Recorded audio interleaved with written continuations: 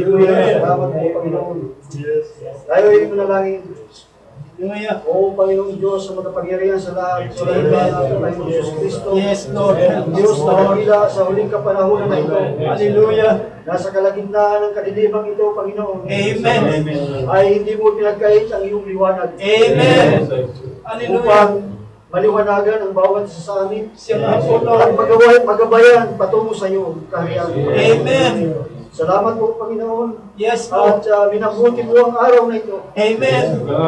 Na hindi mo pinagkait na sambahin ka sa Espiritu at katotohanan. Amen. Dahil sa iyo lamang, Panginoon, ang kapurihan at pasasalamat, Panginoon. Salamat po, Na Lord. ikaw ang nagbibigay sa amin ng kalakasan. Yes, Lord. At ikaw ang nagbibigay sa amin ng comfort sa bawat isa sa tuwing kami na lulupay-pay at nalulungkot, Panginoon. Amen. Salamat po, Panginoon Diyos. At salamat sa patuloy na presensya na pinagkalog mo sa bawat isa sa amin. Salamat po, Lord. Oo, salamat, Lord. At yung gawain na ito ay pinagkatiwala namin sa iyo. Sa matamis na pangalan ng aming Panginoon Jesus Cristo, na aming tagapagligtas. Amen. Amen. Pasamantala ko na tayo mga kapok. Amen. Praise God. Salamat sa Panginoon Diyos sa umagang ito, sa biyaya ng ating Panginoon Jesus Cristo. Tayo muli ay pinagkatipon sa kanyang presensya dahil sa nasa kanya palagi ang kaligtasan Amen. ng ating buhay. Amen. At bago nga pala tayo magpatuloy ay ipagpaumanin nyo na basa muna tayo ng scripture bilang teksto sa ating pag-uusapan sa umagang ito. At buksan natin ang Deuteronomy chapter 33, verse 12. Praise God. Praise the Lord. At muli ko po kayong nanyayahan na kumain muli bilang pag-aaral ng salita ng Panginoon. Amen. Praise God.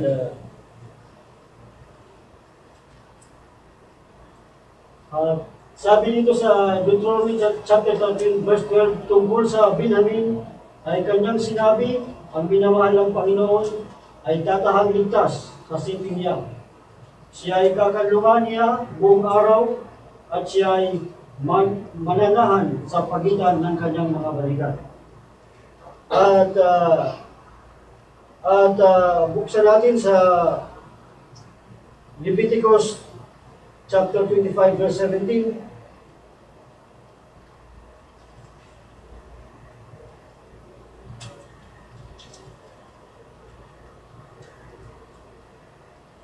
At huwag kayong magdadayaan, kundi matatakot kayo sa inyong Diyos, sapagkat ako ang Panginoong ninyong Diyos.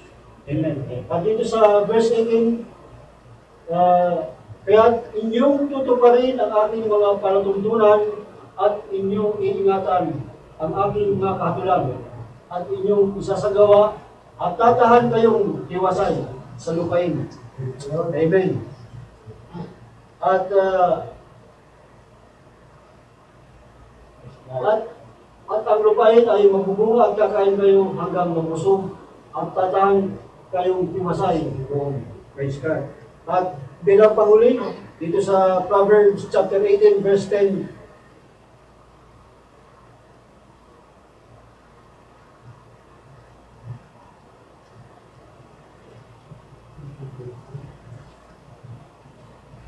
Proverbs chapter 18 verse 10, na pagkasabi ay, ang pangalan ng Panginoon ay matibay na mo tinatakbuhan ng matuwid at naliligtas. Amen. Pagpalain ng Diyos ang kanyang mga salita at basbasan ang ating mga puso ng pagtanggap natin dito sa pangalan ng Jesus Cristo. Amen. Ayaw na po kayong makapok. Amen. Ang ating pag-uusapan sa umaga ito ay ang tungkol sa safety. At namiss ko si ating kapatid, yung safety officer natin dito. Noong nakarang linggo ay napag-usapan namin ito ni Brother Junil na ako nga nakatagdang mag-exhort ngayon. Sabi ko, Brad, kaya safety na mensahe. Praise God. Pero tanong mo kay Brother Wilson. At salamat sa Panginoon Diyos at sa pag-present ng ating kapatid ay talagang mayroong safety. Talagang hindi pinagkukulang ang kung sa mensahe ay kung sa literal ay mayroong safety, sa Panginoon naman ay mayroong din safety. Masigit ang safety. Amen. Ngunit bago tayo magpatuloy, ay umpisahan muna natin kung ano ang ibig sabihin ng safety. Na ang sabi kung masasalin ang safety sa Tagalog, pag sinabi safe, ang sabi ay ligtas. Ligtas, yun ang pagkakasabi sa wikang Tagalog, sa pagkakita natin sa dictionary. Ngunit pag dinagdagan mo naman yan ng TY, safety, dinagdagan ng TY, kaligtasan. Pag makita mo sa dictionary, kaligtasan. Kaligtasan sorry. Yes. Kaligtasan.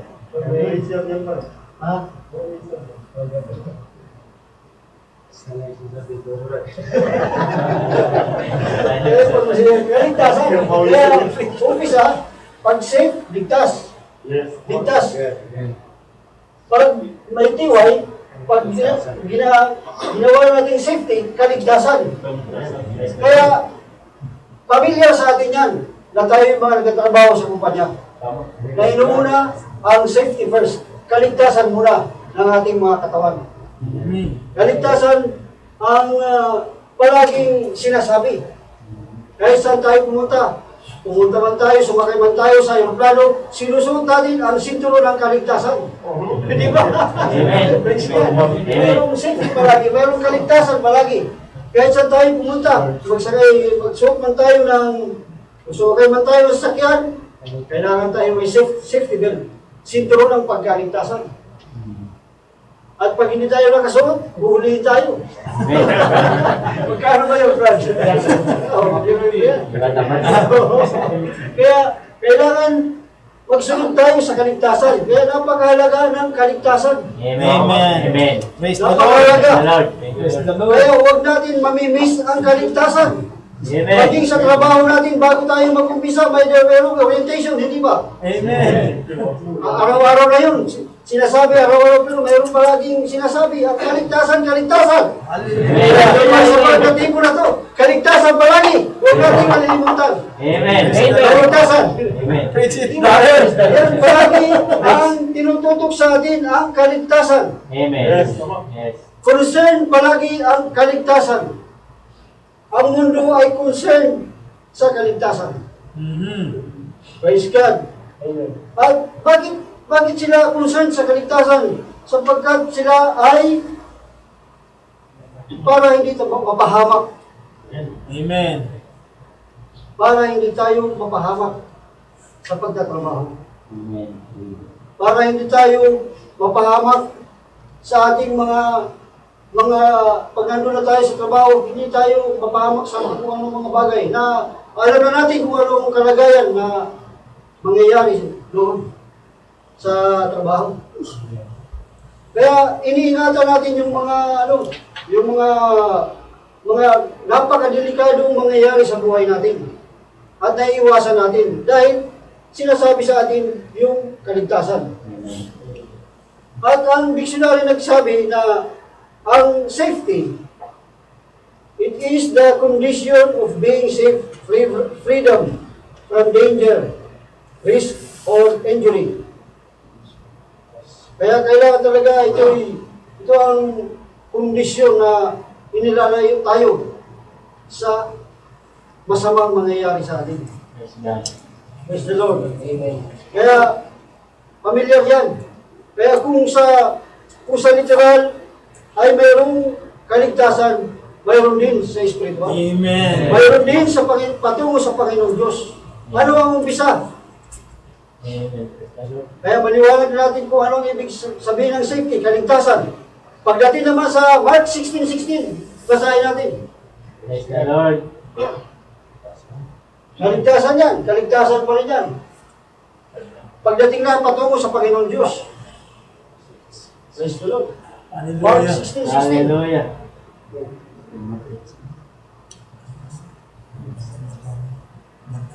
Oh, praise God. Yan. Ang sumasampalataya at mabautismuhan ay maliligtas. Datapot ang hindi sumasampalataya ay parurusahan. Praise God. Kaya matindi, hindi tayo tinatakot ng salitang ito.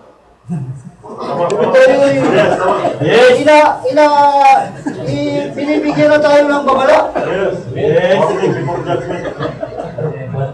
Langit lang at impyerno ang pupuntahan ng tao.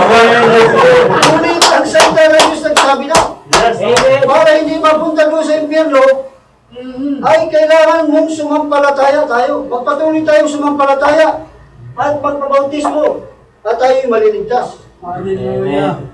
Yan ang kailangan natin. Kaya para tayo'y maligtas. Hindi yung relihiyon ang magliligtas sa atin. Sino? Ang Panginoong Diyos Kristo. Hindi lamang ang pangalan. Wala lang iba. Ang mga ibang relihiyon ginagamit si Kristo. Subalit ang pamumuhay ay wala kay Kristo. Amen. Wala pa rin yun. Kaya may panawagan ang Panginoon na magsilabas tayo. At matatamasa natin ang kaligtasan. Sapagkat doon sa relihiyon ay wala nang kaligtasan. Sapagkat wala na doon ang ating Panginoong Hesus Kristo. Puro na lamang sila di programa, yung sistema. Mga sistema hindi tayo laban doon sa tao, mahal natin yung mga tao, yung sistema na bumabalot sa loob ng iglesia na ito. Kaya itong kaligtasan na ito ay hindi ito sa pilitan. Yung mga sabi ni Brother Julen na nasa sa iyo kung hindi naman pagbigyan ito bigay-bigayan. Ito yun. Nasa sa iyo ang desisyon. Hindi dahil kung kanino, hindi dahil kay Brother Felix, hindi dahil sa ating pastor, si Brother Nelson, hindi dahil sa bawat sa atin, kundi sa Panginoong Hesus Kristo, magaligtasan natin. Amen. Iyon ang pinaka-safety natin. Amen. Dahil kung nakatingin lang tayo sa tao, mabibigo tayo sa kaligtasan natin. Ngunit kailangan tiyak tayo na si Kristo ang ating tagapagligtas na tinanggap natin sa ating puso. At ginampanan natin at sinampalataya natin ang bawat salita na nasusulat magmula sa Genesis hanggang Revelation. Amen. Praise God. Kaya yan ang mga kondisyones sa ating mga kaligtasan. Kaya salamat sa Panginoon Diyos, tayo'y parating ligtas sa lahat ng bagay. Sapagkat alam natin, ang ating kinakanlungan ay ang ating Panginoong Hesus Kristo. Amen. Praise God. Hallelujah. Amen. Kaya, magbubukas ako ng isang mensahe ng ating lingkod ng Diyos. Itong sa mga baguhan, baka ay bago ito sa inyo na itong mensahe na ito ay mayroong lingkod ng Diyos na propeta para higit na pagtibayin Amen. ang ating mensahe na ating natanggap sa huling kapanahonan na ito. Sapagkat yan yung 7 kapanahonan ay nandun na tayo sa Laodicea ngayon. Yun makikita natin sa mga baguhan yan ay nasa huling kapanahonan na tayo. Na dito sa sinabi ng ating kapatid si Brother Branham na dito sa Ministry Explained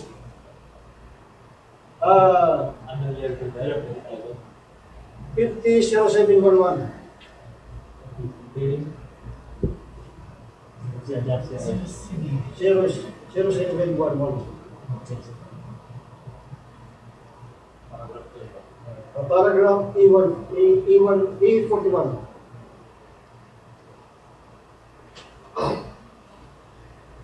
Yes. Yes, amen. Yeah. And I believe that this universal revival that's sweeping the lands today is an indication of the message like it was in the days of Noah. While men and women are rioting in sin, and Noah had a fanatic gospel that he preached, but he called people to an ark of safety. So nanawagan ng kaligtasan noong kapanahonan ni Noah. Kung anong panahon ni Noah ay ganoon din mas sa panahon natin ngayon. Amen. Nananawagan ng Panginoon ang lingkod ng Diyos. At ang sabi, and I believe that the glorious gospel of the Son of God manifested by the Holy Ghost is sweeping the country today and bringing people into the ark, which is Christ Jesus. Safety secured from all the judgments that's going to come. And when the judgment strikes the earth, and the atomic powers rock the nations will ride above the waves into glory. I believe it. And I believe that there's been a little church that's been called fanatics for a long time.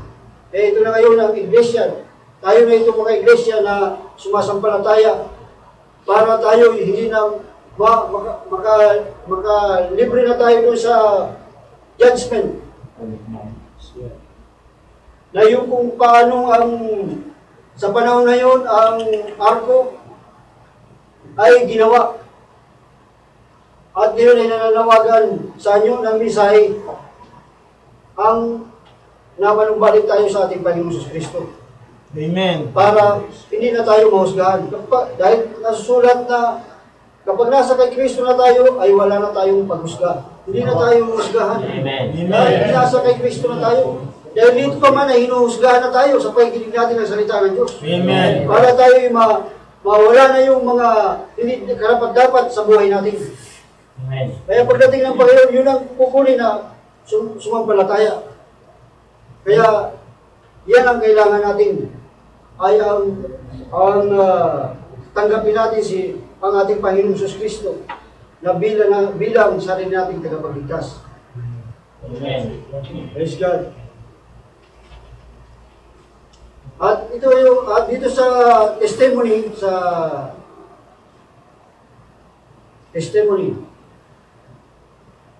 50:0814 E9.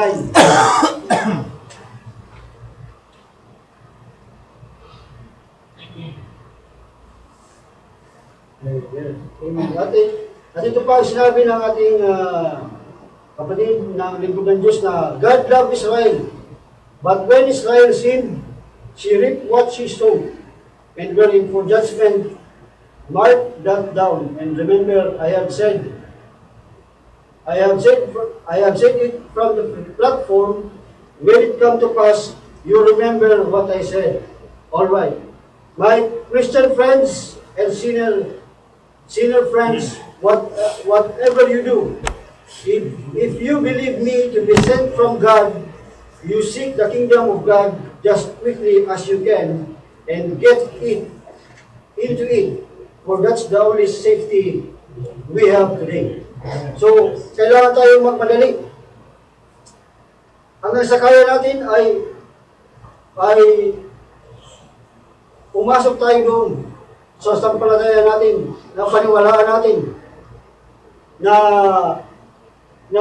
siya, ang Panginoong Hesus Kristo, ang pinakaligtas na lugar na pangalan na magliligtas sa atin. Amen. Kaya sino sa mga kasama ko dito ang naniniwala sa sinabi nitong lingkod ng Diyos? Amen. If you believe me to be sent from God, you seek the kingdom of God just quick as you can and get into it. And that's the only safety we have today. The words at the end of the age, only in Christ are you saved. Kaya yun na lamang talaga ang ating kaligtasan. I'm not saying that to scare you. Hindi sinasabi ito ng lingkod ng Diyos na tinatakot tayo. Uh, I'm saying it just as sanely as I know how to stand here in this platform and say it. But my heart's been stirred for a time, and I know that we are ready to something now. Come in. You Christians, don't stay in that lukewarm condition anymore. Lay aside everything. Just get as close to God as you can. Walk with Him, talk with Him. Let everything else be secondary, but your prayer life, stay night with Him in all the time.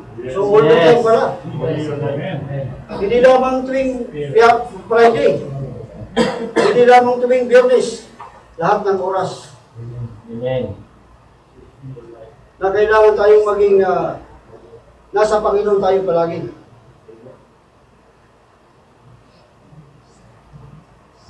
Kaya napakahalaga ang safety, ang ating kaligtasan.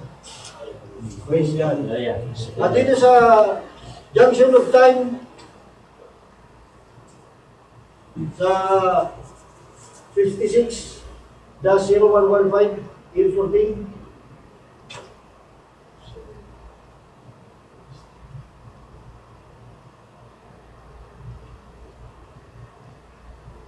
ang sabi niya, look back there then as Enoch was preaching. And Noah was preaching a message that seemed so crazy to the world. And Noah, here it is now. Noah was preparing an ark, making a place of safety. So, sa panahon na yun ay pinagawa ng Diyos ang sinuwa ng arka para maging ligtas. Para ligtas na lugar. And that was a miracle in its own. How that a man upon dry land, their water had never come, was preparing an ark to float on a mighty sea that would be there. And see, it was coming down out of the skies, and where was it at? But by faith, which is a miracle itself. Noah, word of God, prepared an ark. You see it? No matter how foolish it seemed, how fanatical it seemed to the people, it was a miracle in itself to see a man hammering away. That something seemed fanatically. It's repeated again today. When men pounding away at the gospel of the Lord Jesus Christ, preaching the baptism of the Holy Spirit, getting people ready for the coming judgment or a shield from it, and a modern church people laughing and making fun and saying there is nothing of it. And the days of miracles is past, and it's a miracle. It's a signpost at the junction. Kaya pinagtatawanan na lamang ito, ganoon din sa panahon natin. Pinagtatawanan na lang ito. Kung hindi nila alam na mayroong darating na pag-agaw. Yun ang ating hinihintay. At pinagtatawanan naman ito, wala namang pag-agaw na dumarating. Ngunit hindi nila alam na kailangan na maghanda, na sumampalataya dito sa sinasabi ng lingkod ng Diyos. Dito lamang tayo makakakuha ng kasiguraduhan. Amen. Praise God. At dito sa second hundred row sa 56, 1125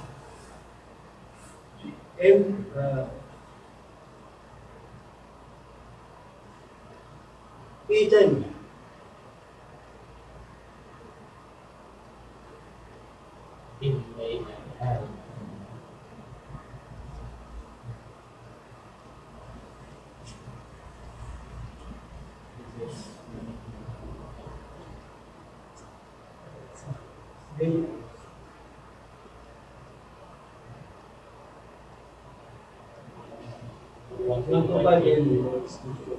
Eden.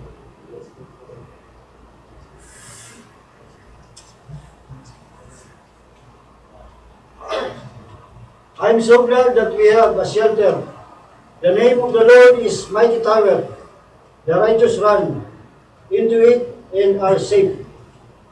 No matter how many bombs or how many anything else, we're safe. We're safe there. So the world and the sinner not having this shelter or this safety place is a shaking time. I believe if I wasn't a Christian, I'd go crazy to thinking what might happen at any time. And with a house full of little kiddies and everything, I wouldn't know what to do. But I'm so glad that I can stand in my house and introduce to them a shelter that no bomb could ever touch or nothing else, under the protecting wings of the Lord Jesus. Amen. So, not by power, not by might, but my spirit, said the Lord. See, that is our protection. And what a great glorious time it is to know that all sin and struggles and trials of life will soon be over.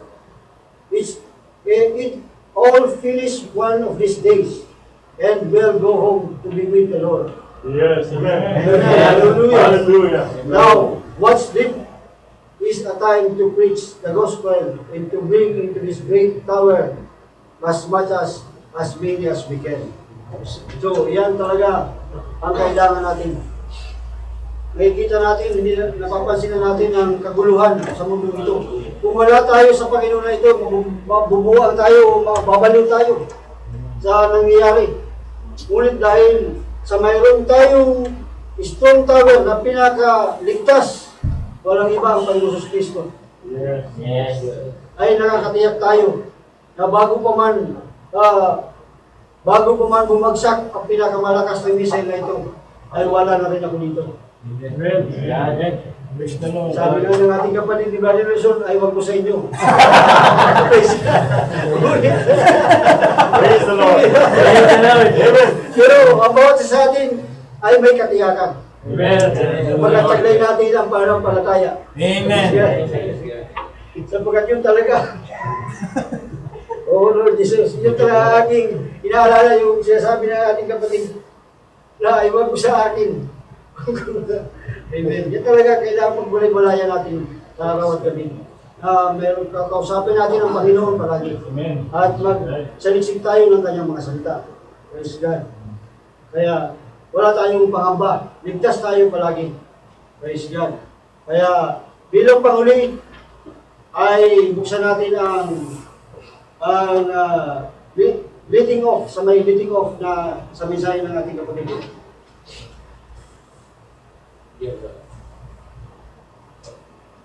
620518 E43 620518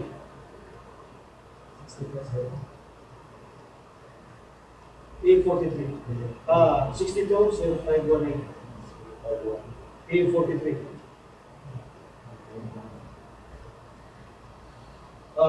Ito ang pagkasabi niya. Notice now God's safety zone, God's place of safety.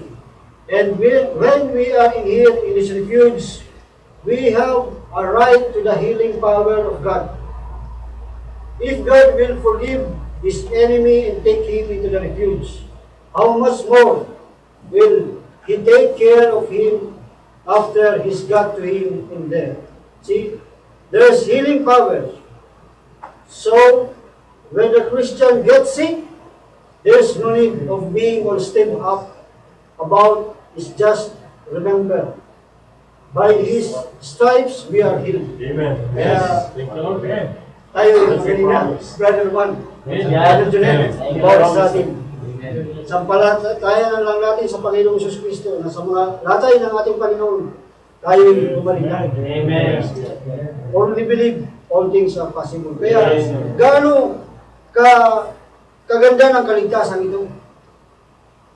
Niligtas na ang kaluluwa mo, pinapagaling ka pa. Amen. Praise God. Pasampalatayan mo lamang sa pangalan ng Jesus Cristo. Sa safety, sa kaligtasan ng tao, ay hindi ka ipapatawad. Ay hindi mabibigay, ibig sabihin hindi ka maliligtas. Hindi ka mabibigyan ng buhay na walang hanggan. Tama. Dito ay buhay na walang hanggan na ibibigay sa iyo, Amen. ang kaligtasan. Amen. Praise God. Kaya, Kaya yun ang sabi niya, there's healing power. So when the Christian gets sick, there's no need of being all steamed up about it. Just remember, by His stripes, we are healed. That's the promise. He promised it. So He just can't take it back. Kaya, panghawakan lang natin ang kanyang pangako. Nasa kanyang mga latay, ay tayo gumaling na. It's a place of refuge for a sickness, for our worries. So kay yung ating mga nalaalala, mga alalahanin. Amen. Cast all your cares upon Him, Yes. for He cares for you. It's a refuge. Trust in His word, His promises. Every promise that He made belongs to you as long as you're in His kingdom. As long as you come to Him for refuge, then you have a right to every promise Yes, amen. that He made. So, karapatan na natin ito. Once na tinanggap na natin ang Panginoon, ay karapatan na natin ang bawat salita na angkinin ang bawat salita na ipinagkaloob sa atin ng Panginoon. Amen. Every Christian in here or anywhere else has a right to anything that Christ died for. And when you're in Christ, you possess the whole thing. It's all yours. That's exactly right. So, pag-aari na natin ito. Possess. Lahat ng bagay ay pag-aari na natin. Kaya, sa atin na lahat, kaya ano pa ang ating pangamba? Nasa kaligtasan tayo palagi. Ang ating Panginoon Jesus Kristo. Kaya huwag natin kalilimutan na manalangin palagi. Sa araw at gabi, bago pa man tayo bumangon, bago matulog, ay hindi tayo nakakasiguro. Pag matulog tayo, hindi tayo nakakasiguro kung maligtas tayo, kung hindi tayo manalangin sa Panginoon. Dahil ang Diyos ang nagbibigay ng buhay. Kaya nililigtas tayo, kaya papasalamat tayo sa Panginoon, binuhay ako ng ating Panginoon dahil pinagkatiwala natin ang ating kaligtasan sa ating Panginoon Diyos palagi. Kaya salamat sa kanyang lingkod ng Diyos na patuloy na itong binagbulay-bulayan sa habang tayo naghihintay sa pagdating ng ating Panginoon Diyos.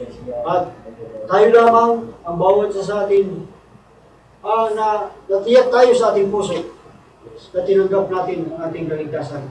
Walang iba ang ating Panginoong Jesus Kristo.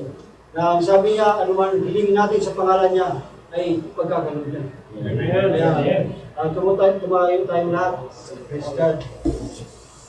At awitin natin yung kaibuti mo, Panginoon.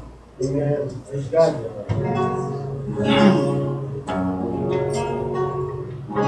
Praise God.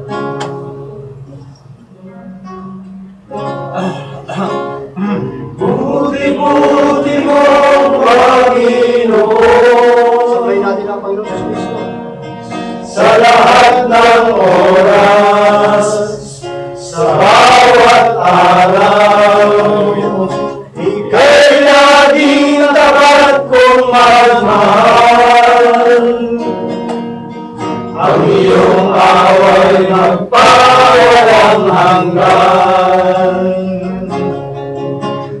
Buti-buti mo, Panginoon, sa lahat ng oras, sa bawat araw. Ika'y laging tapat kong magmahal. Ang iyong away magpawalang hanggan. Pinupulit sinasamba kita, dakilang Diyos at Panginoon. Tunay kang ika'y magulang, tunay kang ika'y di nagbabago, mabuti ang Diyos niya sa akin ay nagmamahal. Praise God, Lord. Tayo manalangin, Lord namin Diyos. Salamat sa Panginoon sa kaligtasan. Panginoon Jesus Kristo lamang, O Lord God. Salamat po, O God, Panginoon, sa safety, O Lord. Yes, Iba Lord. yung dakilang makapangyarihang pangalan na ibinigay mo sa amin, O Diyos, o ng iba ang aming Panginoong Jesus Cristo, Lord. Salamat po, Panginoon, Lord, O God. Lord, pagpalain mo po, Panginoon, ang aming mga puso, Lord, O God. Yes, Ang maluloy namin, Lord, O God, na ipamuhay ang iyong mga salita. Na naman ang mangyari sa mga araw na ito, ay ligtas kami. At yung balang araw ay kukunin mo na kami, Panginoon. Yes. Upang kami umuwi na, Panginoon. Sa iyong kaharian, Panginoon. Sa Lord. Salamat po, Panginoon Diyos. Salamat sa iyong presensya. Sa pangalan ng Panginoon Jesus Cristo. Sa iyo lamang namin ito binabalik. Hallelujah. Amen. Amen.